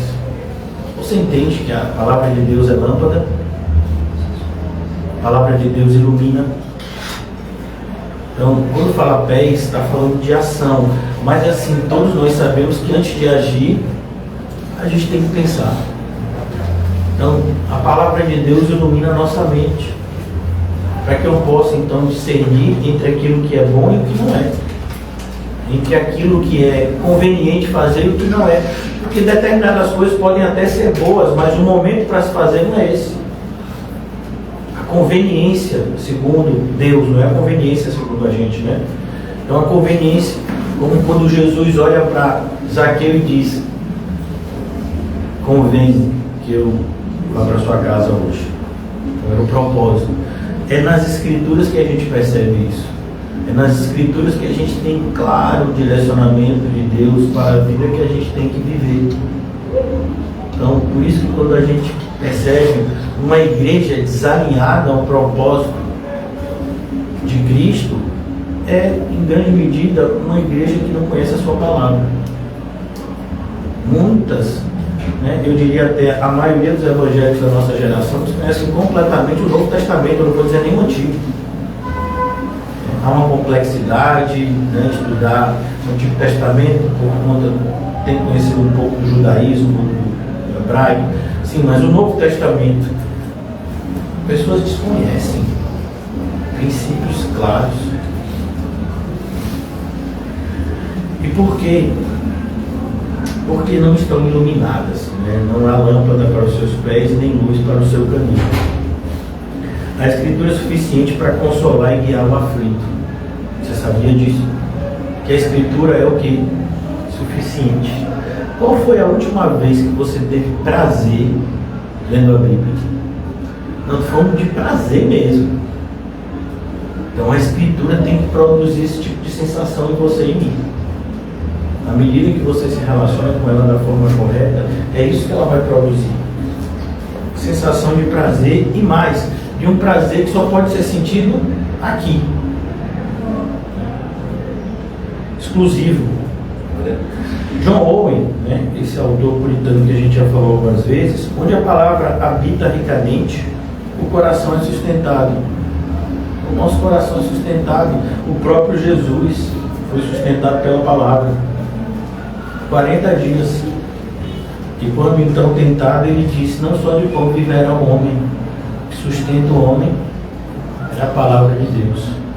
É preciso que a gente internalize isso, né? O nosso relacionamento com a palavra de Deus, não vou dizer que precisa mudar, precisa amadurecer, né? Então, você já leu a Bíblia toda? Já. Então estude ela toda. Medite na palavra do Senhor de dia e de noite. E quando você fizer isso, não se esqueça: guardei a tua palavra no meu coração para não pecar contra ti. Então não é só meditar, não é só estudar, é guardar também. Guarde a palavra de Deus, você vai precisar daquilo. Durante a caminhada é vital que você tenha essa palavra. É como O apóstolo Paulo nos ensina sobre a armadura de Deus e ele fala do escudo da fé. A fé vem de quê? Da palavra. Como é que eu posso acreditar em algo que não me foi dito antes? E onde é que eu tenho acesso às promessas de Deus? Na palavra. Então a gente encontra, né, que a palavra de Deus é isso para a gente. É a própria liberdade. Conhecereis a verdade e a verdade vos libertará. A palavra é a voz do bom pastor que conforta as suas ovelhas nas noites escuras. Todos os cristãos que vieram antes de nós, nos seus momentos mais difíceis, foram confortados pela palavra de Deus. Você vai encontrar inúmeras testemunhas de pessoas que passaram por momentos de dificuldade extrema e que foi justamente nas palavras de Deus que elas encontraram motivação para poder vivenciar o que vivenciaram. O quinto ponto, a gente já está caminhando para a conclusão. Viver pela fé e não por emoções. Você entende? Nós somos pessoas emotivas. Até quando a gente diz assim, não quero ter emoção nenhuma, você já é emotivo. Você escolheu não ter emoção. Então a Bíblia não está dizendo que você não tem que ter emoção. A Bíblia está dizendo que você não tem que fazer escolhas pela emoção. Então a Bíblia vai dizer, alegrei-me quando fui chamado. Alegria é o quê? Emoção.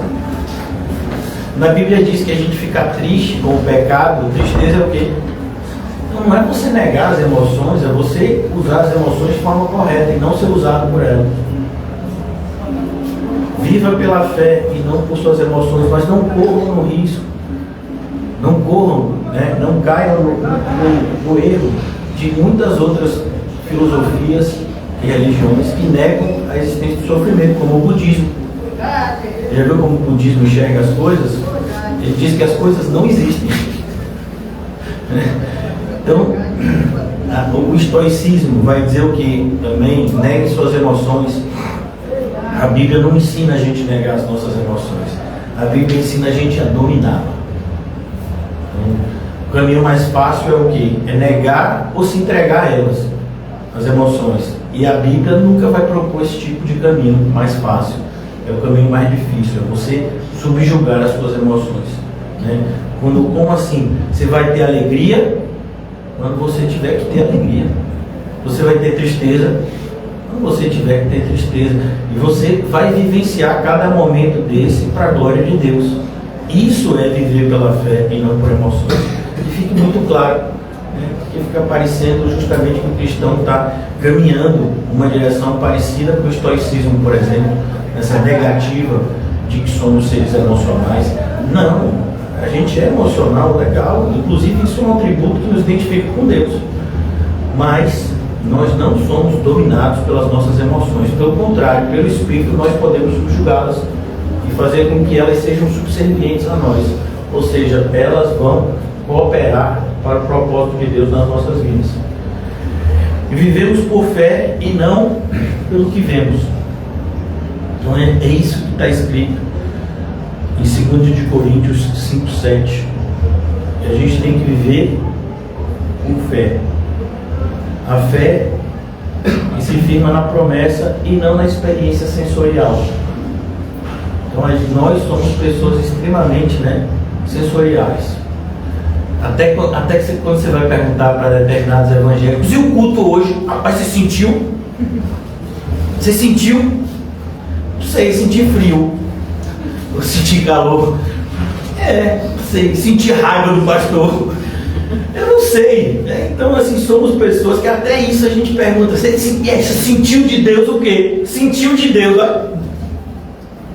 O que você sente de Deus, meu filho? Esse arrependimento. Não sei, mas assim, até a nossa linguagem revela, né, como a gente é. Você sentiu. Eu senti que foi pra mim. Glória a Deus. Sensoriais, né? Mas a gente tem que entender que a nossa vida não é sensorial, a nossa vida se afirma nas promessas de Deus, porque as nossas sensações podem, na maioria das vezes, irão nos enganar. o nosso coração, que é o lugar onde fica, né, a nossa caixinha de emoções, não é digno de nossa confiança. Ele engana a gente. Então a gente tende a gostar do que não deveria. A gente tende a rejeitar o que a gente deveria amar. Então, se a gente partir por essa questão sensorial, você acha que você vai gostar mais de brócolis ou de chocolate? Você acha que você vai gostar mais de chuchu ou de doce de leite? Pastor, eu gosto mais de chuchu. Tá bom. Tá certo. Chuchu não tem gosto de nada, meu filho. Chuchu vai ter o gosto de alguma coisa que você botar nele. Não tem gosto de nada. Então, você precisa entender, é a fé. E a fé é firmada naquilo que a gente viu antes. Oração, palavra de Deus, vai redundar aqui numa vida por fé e não pelas emoções. A fé autêntica não busca sinais, mas repousa na palavra revelada. Então a gente não vive buscando sinal. A gente já viu, né, essa fala em 1 de Coríntios. Os judeus buscam sinais, os gregos buscam sabedoria, mas nós a Cristo e este crucificado, escândalo para uns, loucura para outros, mas para nós poder de Deus. Então é isso que a gente faz, a gente vive pela fé. Por que você tomou essa atitude? Pela fé. Por que você não está fazendo pela fé? Por que você está fazendo pela fé? Mas você não se sente mal com isso? Me sinto super mal. Às vezes eu quero comer determinadas coisas, você quer glutonaria, eu me sinto mal.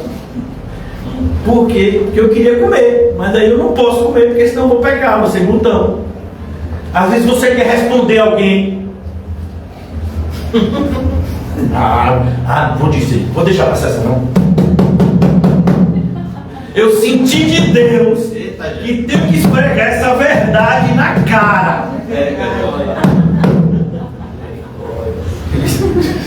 Aí você tem que dar um mata-leão em você mesmo. E eu esmurro o meu próprio corpo para que eu não seja reprovado. Então é pela fé, não pode ser pela emoção. A pessoa te manda aquele zap inspirador de manhã cedo, jogando um monte de coisa legal na sua cara. E aí você já acorda de manhã assim, né? Com aquela alegria. Você tem vontade de quê? De responder à altura. Mas você não vai agir pela emoção. Não, às vezes o contrário. Às vezes você chega de manhã cedo, recebe, né, uma informação de alguém que te faz uma proposta de ganho financeiro milagroso. E aí você fica na alegria. Isso foi a resposta do Senhor. Eu senti. Eu senti que foi de Deus essa proposta. E você fica naquela comoção e aceita, e depois vai ver o prejuízo lá na frente, né? Então não faça as coisas pela emoção. Vá orar, vá meditar na palavra de Deus. Cuidado, porque a gente vive por fé e não por nossas emoções. É a forma da gente superar os sofrimentos. Então quando você está muito triste, quando você está, né, depressivo, quando você está passando por determinados momentos do ser humano, a gente precisa ter essa fé. Muitas vezes o nosso sentimento é parecido com o de Elias, e para a gente chegar lá a gente precisa ralar, só para entender. Mas a gente pode um dia ter esse sentimento, né? Senhor, eu fiz tudo que podia, mas assim, sabe, a Cabe está lá, a Isabel está lá, não vou fazer mais nada, vou ficar aqui no zimbro, né? A gente tem essa vontade sem fazer nada. A gente não lutou contra a Cabe, não lutou contra a Jezabel, não orou, não fechou o céu, não abriu o céu, não fez nada. E disse, cadê o zimbro? Traz um zimbro aí para mim. A gente nem vai até ele, viu? A gente quer que traga como um cenário. Traz o zimbro para cá, né? A árvore.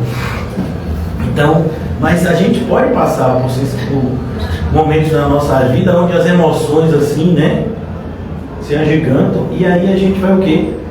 Tomar todo o cuidado para não tomar nenhum tipo de decisão nela. Amém. Né? Na emoção. Por exemplo, no meu caso como pastor, não, toda vez que eu tomar uma decisão na emoção, rapaz, você sabe que para pastor tudo é dobrado, né? É por isso que quando as pessoas dão várias sugestões, a resposta é sempre a mesma, né? E normalmente demora. né, para vir algum tipo de resposta. Por quê? Porque até as emoções se acalmarem e a gente poder entender o que é que a gente tem que fazer. E aí? Deus falou alguma coisa? Estou esperando, né? Estou comunhão com ele aqui. Então a gente não pode, mas a gente está sem tempo. Fale por você. O meu dia continua 24 horas. Não aumentou meu tempo, tem que diminuir. Eu continuo mesmo, né? A questão é as escolhas que a gente faz no gerenciamento do nosso dia. Aí sim, né? Mas o dia, você não tem menos tempo ou mais tempo. É sempre o mesmo. Sexto ponto, para a gente já ir concluir. Esse daqui eu sei que todo mundo gosta. Esse daqui é super legal demais. É uma coisa assim que vocês vão todos se identificar. Ter comunhão com outros crentes. Aí talvez a pergunta é: cadê os outros crentes? Parem com isso, né? Vou botar de castigo vocês. Todos somos irmãos aqui. Levai as cargas uns dos outros. Gálatas 6:2. Tem que ajudar, meu filho. Viu? Vai todo mundo comer da mesma feijoada? Então vamos levar a tigela junto, né? Então tem que levar as cargas uns dos outros. A comunhão dos santos é um meio de suporte nas provações. Vê isso, como tantas vezes os cristãos são isso mesmo, né? Ajudados uns pelos outros, porque é o propósito de Deus revelar na minha vida por meio da vida de outras pessoas. Paulo chegava em determinado lugar, as pessoas viam quem, Paulo? Cristo. Então, nós precisamos ser um referencial de Cristo na vida uns dos outros. Esse versículo tão repetido por nós, que está em Hebreus, você sabe que a volta do Senhor está chegando. Estejamos juntos como igreja. É um dos maiores suportes que Deus nos concede aqui na terra. Então, se não faz uso disso, é claro que você vai sucumbir, né? Então, é como se você estivesse colocando pilares. Você tem lá oração, palavra de Deus, a comunhão com os irmãos. Se você não tem esse tripé, só tem 2 pés, o que é que vai acontecer? Cair. Não interessa, né? Tem que ter comunhão com outros irmãos. Mas pastor, eu sou uma pessoa assim, difícil de se relacionar. Normalmente a gente sempre acha que o outro é difícil de se relacionar, né? Mas imaginando que você é uma pessoa espiritual, né? Que entende que você é uma pessoa complicada. Só não, pastor, eu sou totalmente descomplicado. Aí está mais complicado ainda, né? Então, entendendo que você é uma pessoa difícil de se relacionar, vigie, meu filho, né? Dê um sorrisinho de vez em quando. Bom dia, boa tarde, boa noite, mata ninguém, né? Como vai você? Aprender a se relacionar. Entenda, irmãos, que uma verdadeira amizade, a gente ouve isso até no mundo. Uma verdadeira amizade, ela tem que ser cultivada. Às vezes a gente comete esse erro quando a gente é cristão, que a gente acha que não, as pessoas têm que me gostar, têm que gostar de mim igual a Zagalo. Vocês vão ter que me engolir, né? Eu sou irmão de vocês, sou crente igual a vocês. Vocês têm que suportar, tá bom? Eu não dou nenhuma atenção para vocês, mas quando eu quiser a atenção de vocês que não me deem, que vocês não são crentes, Deus está vendo. Então não é assim relacionamento, irmãos, né? A gente tem que cuidar uns dos outros. É o que está dizendo, inclusive, Hebreus. Estimular, isso é cuidado, zelo, reciprocidade. Então, um dos equívocos que a gente encontra na igreja nos nossos dias é justamente isso. As pessoas esperam muito dos outros e elas não se ofertam uns aos outros, né? Então a gente tem que ter sempre essa cobrança maior com a gente. Então eu vou ser o amigo que eu quero que as pessoas sejam. Eu vou ser esse irmão que eu gostaria que as pessoas também fossem. E mais ainda, qual é o nosso referencial? Cristo. Então a gente tem que ter, né, comunhão com os irmãos, mas entenda, sabendo que não vai ser fácil. A gente fala de sofrimento. A causa de sofrimento muitas vezes é o quê? Relacionamento. Ô rapaz, você viu aquela pessoa, me tratou tão mal. Você viu? Não. Então você está do lado dele. Que agora tem lados, né? Nossa. Você está de que lado da força?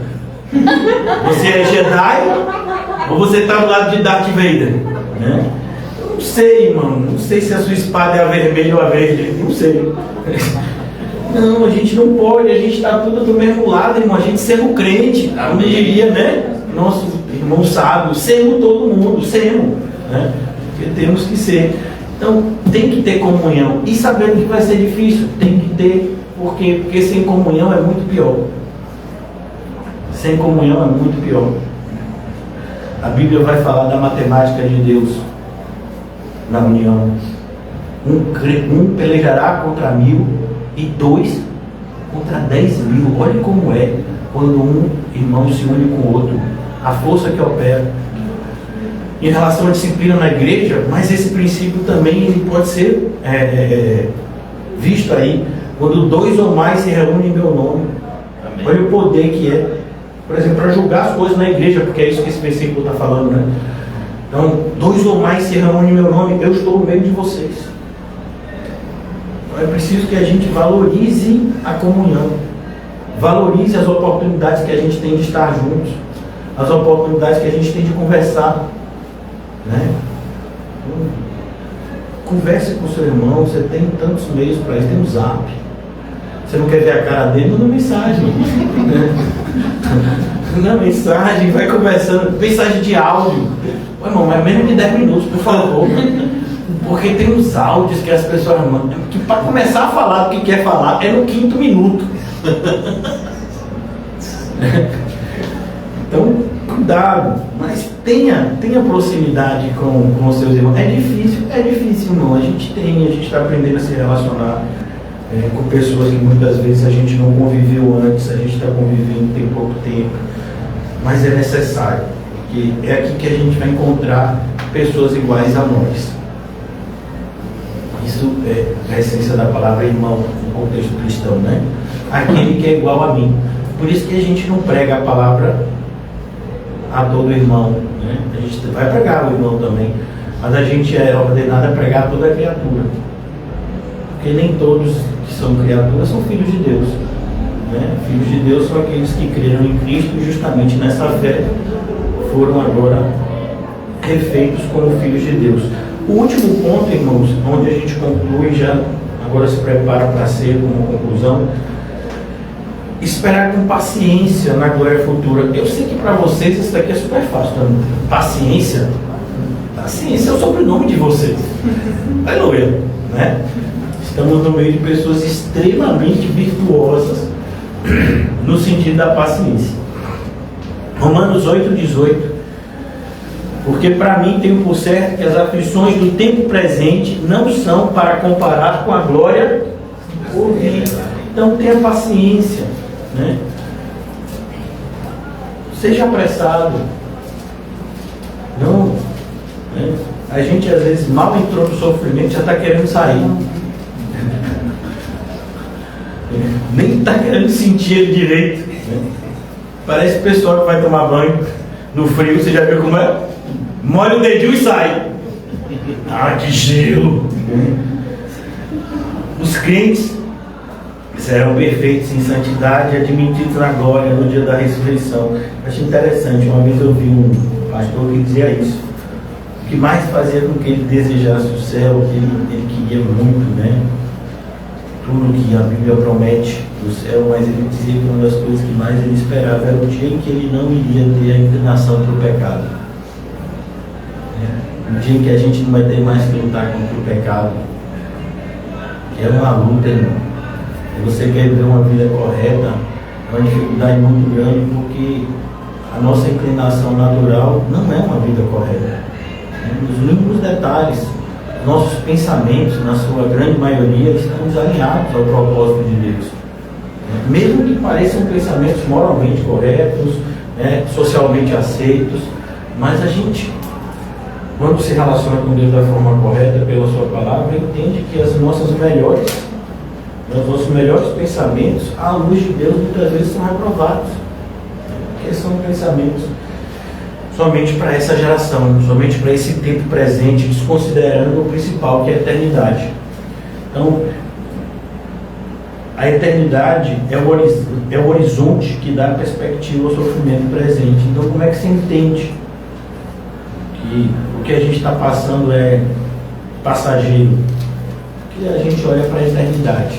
A própria palavra eternidade é o quê? É um tempo que não pode se contar. Então a gente conta o nosso tempo aqui. Daqui a alguns dias eu vou fazer 46 anos. Na eternidade vai contar? Não, na eternidade você não conta tempo, é eterno. Por isso que tem lá o dia que vai durar para sempre. Por quê? Porque é eterno, não tem como contar o que é eterno. Você só conta aquilo que é passageiro, porque sofre desgaste, de certa forma, com a ação do tempo. Mas aquilo que é eterno não, aquilo que é eterno não muda. Não somos cidadãos deste mundo, mas peregrinos com uma pátria celestial. Você entende isso? Para a gente aqui, principalmente no nosso contexto, de comunidade cristã, a gente fala muito sobre esse tema, Estamos andando em direção à cidade celestial. A gente lembra do que nosso amado irmão Giovanni deixou para a gente no seu livro. Mas viver dessa forma é extremamente difícil. Por quê? Porque na maioria das vezes, irmãos, o que a gente planejou? Terminar o ano de 2025 com algumas questões resolvidas. Isso é se você for uma pessoa muito otimista. Mas é isso, o nosso foco não tem que ficar restrito, e nem assim, e eu diria até ilusório, porque eu nem sei se vou terminar 2025. Mas supondo que eu termine 2025 não é o fim. Se eu estiver vivo, eu venho o quê? 2026. Então a gente precisa expandir o nosso horizonte, entender que a nossa vida vai além dessa geração, desse tempo, desse momento que a gente está vivendo. Eu acho interessante, mas a gente pega a vida de várias pessoas, você para pensar um pouco, você vê como as escolhas elas são feitas de forma tão sem inteligência. Porque se você pega a vida dessas pessoas bem-sucedidas, eu falo bem-sucedidas segundo o mundo, essas pessoas elas vão lá, aí elas trabalham, aí elas estudam, aí elas conseguem o que querem e depois envelhecem e morrem. Tanto esforço para um fim, Não foi o que a gente falou quando estava falando de Salomão? Sabe, faça que o seu esforço vale a pena. O seu esforço só vai ter valido a pena se ele trouxer consequências eternas. Se ele trouxer consequências somente para essa geração, por melhor que elas sejam. Então imagine a pessoa que do nada se tornou o homem mais rico do mundo. Um exemplo que a gente tem aí, o Musk. Poucos anos atrás não era nem conhecido. E aí? O que vai acontecer com ele? A mesma coisa que aconteceu com tantos ricos que vieram antes dele. Vão morrer e vão ser esquecidos. Então, os homens mais poderosos do mundo foram os imperadores de Roma. A gente nem sabe o nome da maioria deles.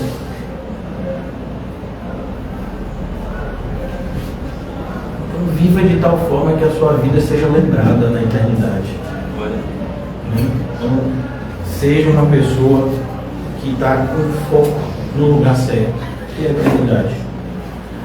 A gente não está com foco no lugar certo, a gente escolhe, a gente consegue fazer as escolhas mais corretas. Em Hebreus 6,19, vamos lá para a gente concluir. Hebreus 6,19.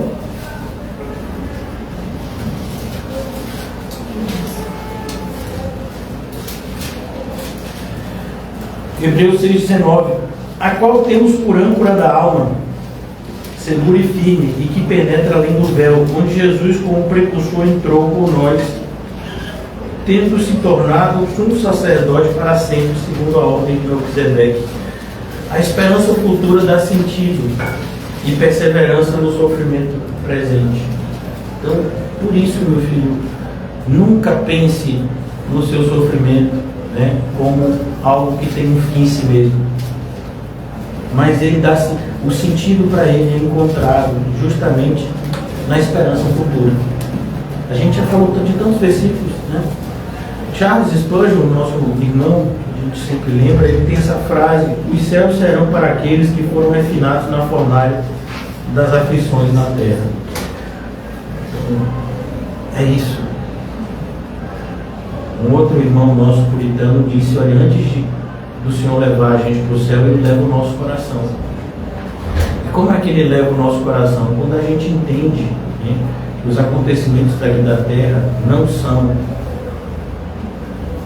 o mais importante. O mais importante é como eles refletem na eternidade. Então você pode passar por a mesma situação, mas como ela vai ser refletida na eternidade?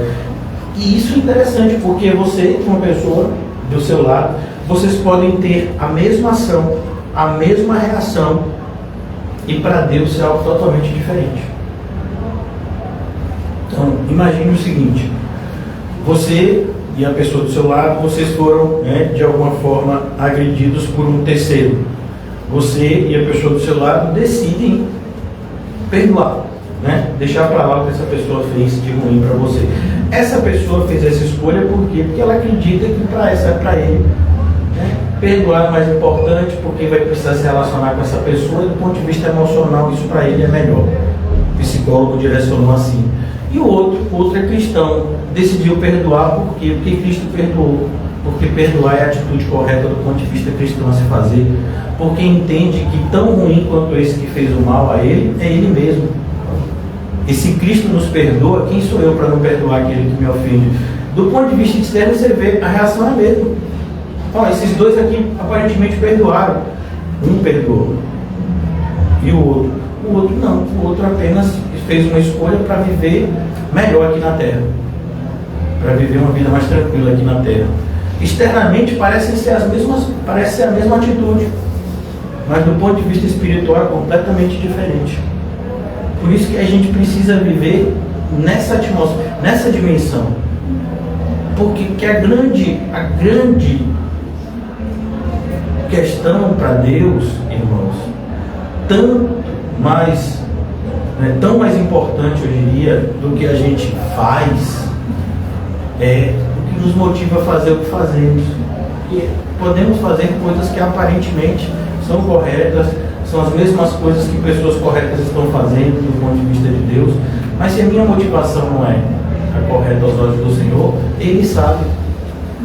E o perigo é, Ele sabe e nem eu sei, porque eu não me examino.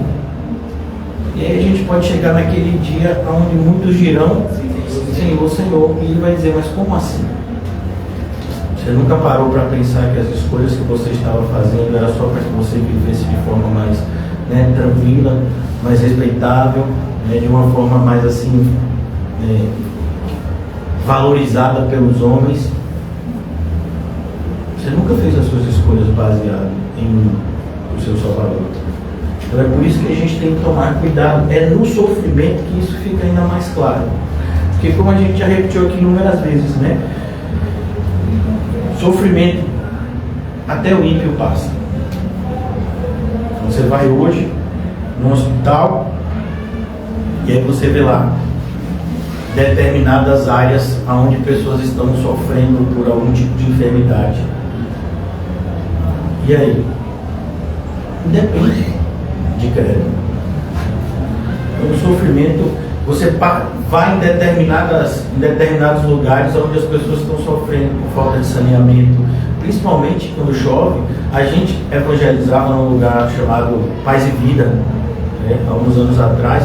Quando chovia era horrível, porque era tudo de madeira, né? Todas as construções eram construções de madeira, não só molhava, né?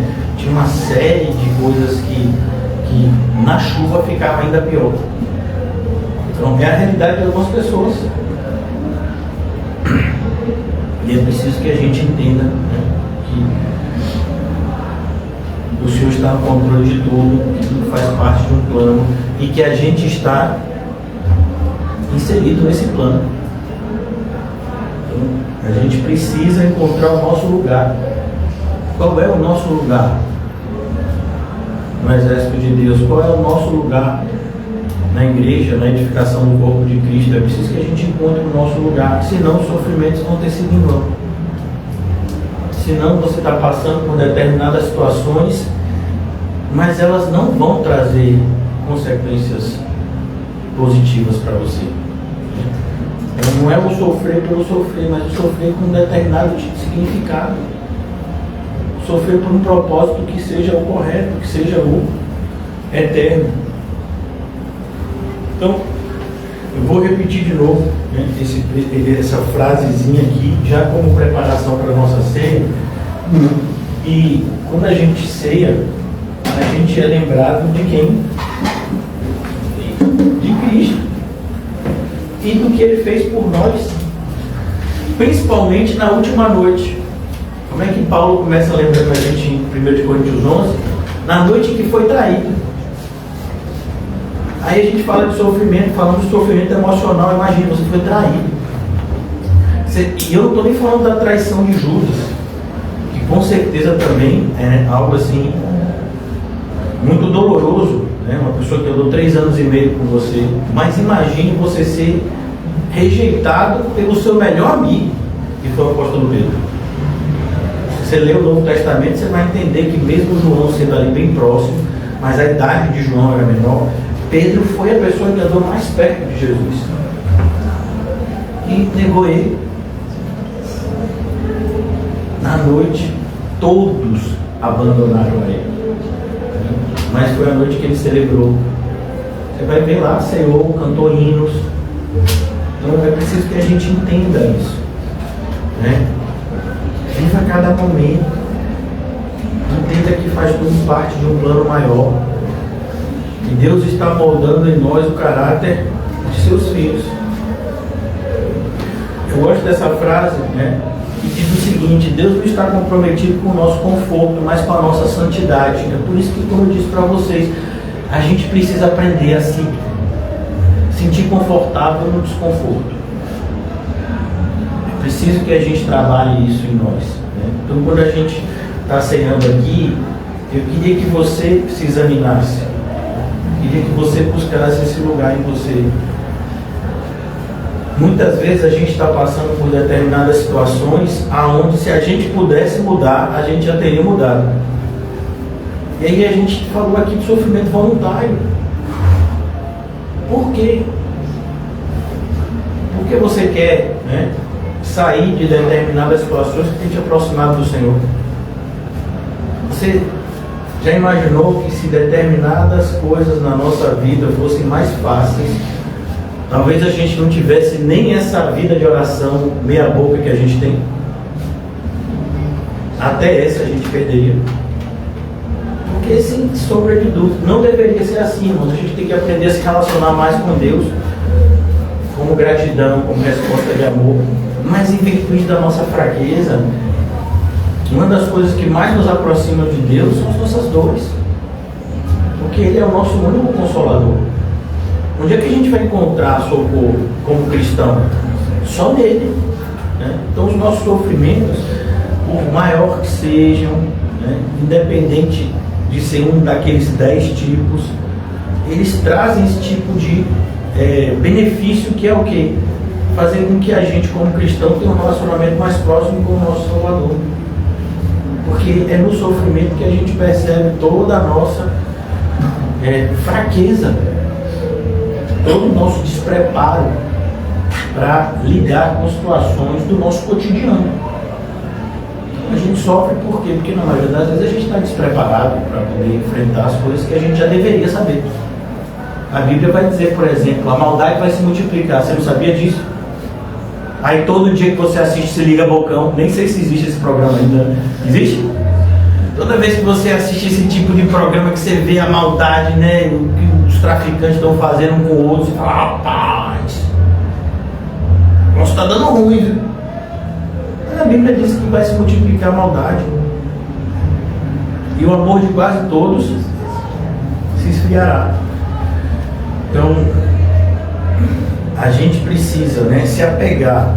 Por isso que a gente está falando de sofrimento hoje, porque o resultado, né, e essa é a minha conclusão aqui para a gente encerrar, o que a gente tem visto como resultado, né, do desviar, de uma igreja desviada do seu propósito, de cristãos que estão desalinhados com o plano de Deus para os seus, passa por aqui, pelo sofrimento. Então você imagina, por exemplo, um pastor que começa pregando a palavra de Deus e ele está motivado, né, pelo amor cristão, e ele está pensando em fazer as coisas de forma correta, e aí ele começa a ser maltratado, começa a passar por determinadas necessidades materiais, começa muitas vezes a passar por sofrimentos entre a própria família. Qual é a tendência natural? Ou dizer que está de bornier, né? Ou bornear ele, ou muitas vezes endurecer. Como eu já vi pessoas dizendo, não se justifique, irmãos, a gente já foi avisado. Então, se a gente não começar a vender as coisas na igreja, a igreja não vai ter condição de pagar as coisas que tem que pagar. Não, isso não. Se a gente não fizer determinados conchavos políticos, a gente não vai conseguir trazer determinados benefícios para os cristãos. Não.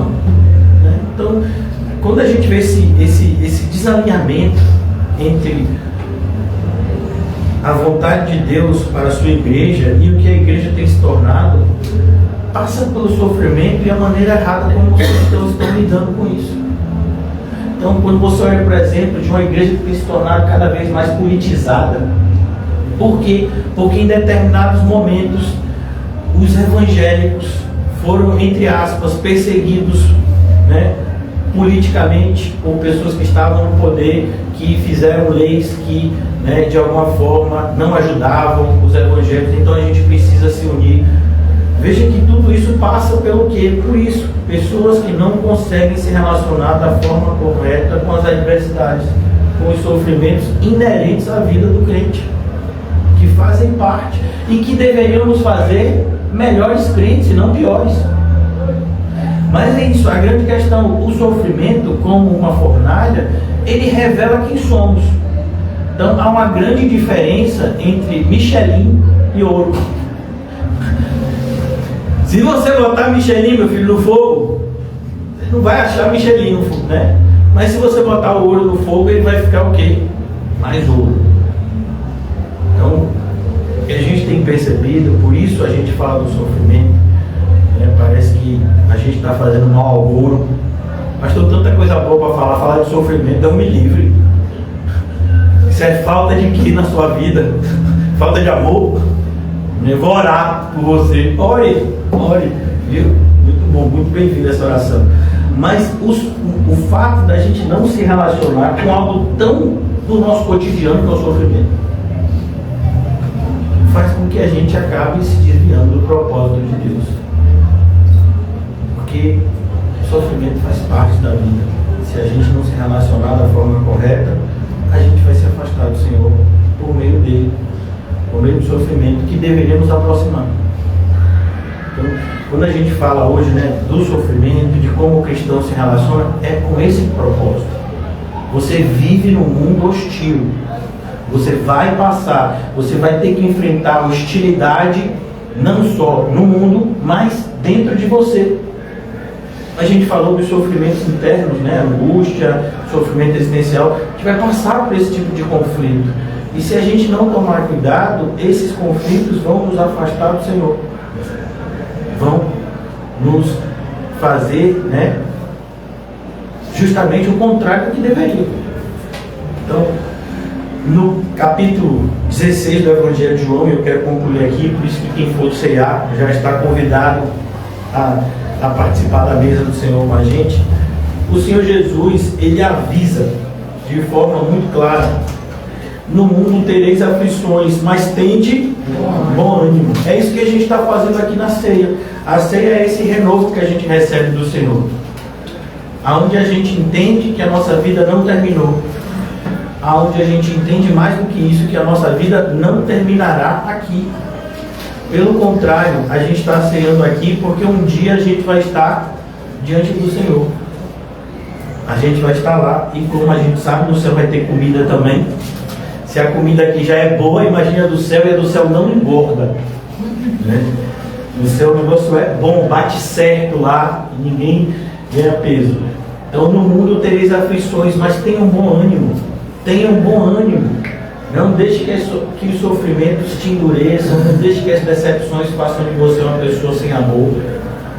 Principalmente a gente aqui, trazendo para a nossa realidade CCBE, né? A gente que ceia toda semana. Quantas pessoas que a gente olha que estavam há um tempo atrás ceando com a gente, que hoje nem se consideram mais, né? Da congregação, nem se consideram mais irmãos. Alguns até nos veem com certa hostilidade. Isso não pode mudar a gente. A gente precisa ceiar dessa forma. Examine-se, principalmente hoje, né, que a gente fala do sofrimento. Examine-se, será que o sofrimento de alguma forma não endureceu o seu coração? Será que você que está aqui hoje, né, sentado, eu no caso estou em pé, será que de alguma forma esses últimos anos, onde passamos por determinadas adversidades e aos poucos o nosso coração foi sendo alvejado e a gente nem percebeu, e hoje a gente se tornou uma pessoa mais dura, mais ríspida, né? Então é preciso que a gente use esse momento de exame, de autoexame. Ó, você, e se por acaso você identificou, porque eu já identifiquei no meu caso, peça perdão ao Senhor. Peça que Ele te ajude e o seu coração de novo volte a bater como deveria. Que seja um coração perdoador, um coração que ama, um coração que sabe que não devemos esperar muitas coisas dos outros aqui, porque somos pessoas extremamente limitadas no bem que podemos fazer. E extremamente, né, diligentes no mal que não deveríamos mais fazer. Por isso que a ceia é tão importante para a gente, que aprende a viver uma vida que vale a pena. Então, os sofrimentos do tempo presente não vão ser comparados com a glória que está reservada para a gente. Não deixe que as suas desilusões, que os seus desencontros, que as adversidades que você teve que passar sejam, de alguma forma, motivo de tropeço. Pelo contrário, permita que eles sejam, que tem que ser, degraus que te aproximam a uma vida mais próxima do Senhor. E aí a gente vai concluir o nosso estudo ceando e do ponto de partida, que foi a vida de Jó. Todo aquele sofrimento de Jó, e ele vai dizer: eu conheci a Deus de ouvir falar. Agora, depois de todo esse sofrimento, minha proximidade com Deus é muito maior. Eu consigo ver, meus olhos contemplam. Então é preciso que a gente se agarre, né, a essa promessa do Senhor, para que a gente vivencie os nossos dias de forma correta, aprendendo a viver contente em toda e qualquer situação. Mesmo nas adversidades mais severas, a gente vai encontrar um contentamento num Deus que nos ama, num Deus que faz com que todas as coisas cooperem para o nosso bem. Mesmo diante dos maiores desafios, a gente olha e vê um bem maior sendo preparado para nós. Então, quando a gente toma, né, inclusive, esses elementos da ceia, a gente se abraça a essa promessa, olhando para o momento aonde a ceia foi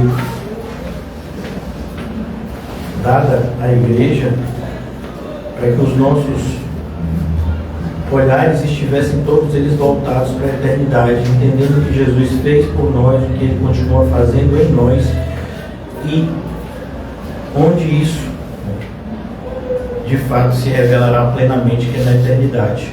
Então a gente tem essa oportunidade de hoje, se como a igreja de Éfeso nos permitirmos sair do primeiro amor, nos endurecemos por meio dos sofrimentos que vivenciamos, é uma oportunidade da gente pedir perdão ao Senhor e recomeçar. Lembra de onde caíste, arrepende-te, e é que seja assim nessa manhã. E a gente que já aprendeu tanto, né? Tanto a gente fala de certa forma porque não quer demais, é sempre pouco, mas que a gente aprendeu o que a gente deveria sobre o sofrimento e como ele deve interagir em nós, que possamos então fazer isso da forma correta, que a ceia possa ser esse momento onde nós comemoramos o aprendizado que nos foi dado, porque a cada dia, a cada nova ceia, nós nos transformamos em crentes melhores, mais maduros, que estão sendo preparados para uma comunhão eterna com o seu Salvador no céu. Então vamos e bebamos para a glória de Deus em Cristo.